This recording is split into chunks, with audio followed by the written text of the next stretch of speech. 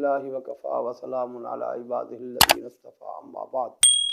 اللہم صل علی محمد عبدک ورسولک وصل علی المؤمنین والمؤمنات والمسلمین والمسلمات عن عائشہ رضی اللہ تعالی عنہا قالت قلت یا رسول اللہ ان لی جارین فإلی ایہما اہدی قال رسول اللہ صلی اللہ علیہ وسلم الی ایہما اقرب منک بابا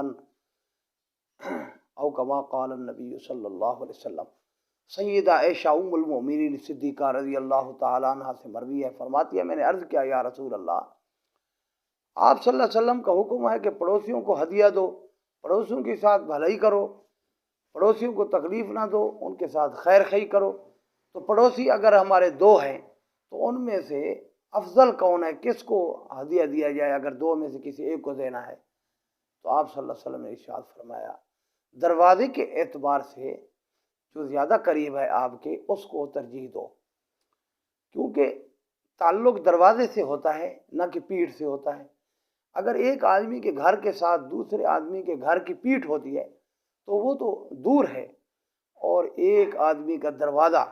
دوسرے آدمی کے گھر کے دروازے کے ساتھ لگتا ہے تو وہ زیادہ پڑوسی ہے۔ تو دروازے سے شمار ہوتا ہے کون کس کا زیادہ قریبی پڑوسی ہے، کون کس کا دور کا پڑوسی ہے۔ تو سید عائشہ صدیقہ رضی اللہ عنہ کو یہ اصول آپ صلی اللہ علیہ وسلم نے سمجھایا، جس کے ذریعے ہمیں تعلیم ہوئی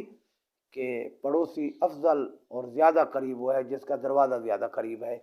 پڑوسیوں کے احکام میں پہلے نمبر پر اسی کو ترجیح ہے۔ دوسری حدیث شریف میں ہے سرور عالم صلی اللہ علیہ وسلم نے فرمایا خیر الاصحاب، ساتھیوں میں بہترین وہ ہے جو اپنے ساتھی کے لیے بہتر ہے،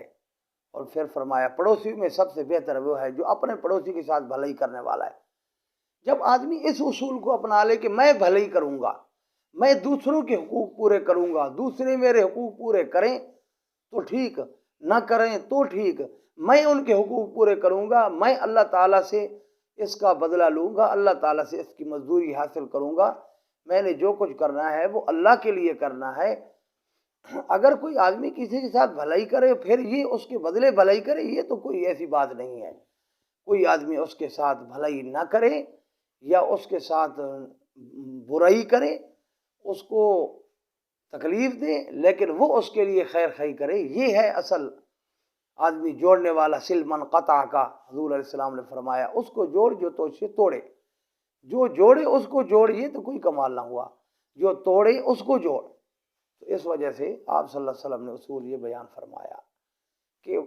جماعت جاری ہے تو جماعت میں بہترین آدمی وہ ہے جو خود یہ اپنے اوپر لازم کر لے میں نے ساتھیوں کے ساتھ بھلائی کرنی ہے، وہ کرے یا نہ کرے۔ اسی طرح گھر کے جو پڑوسی ہیں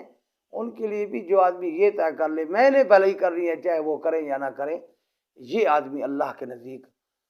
بہت شان رکھتا ہے، اللہ کا مقرب بندہ ہے۔ اللہ تعالی ہمیں عمل کرنے کی توفیق عطا فرمائے۔ وآخر دعوانا الحمدللہ رب العالمین۔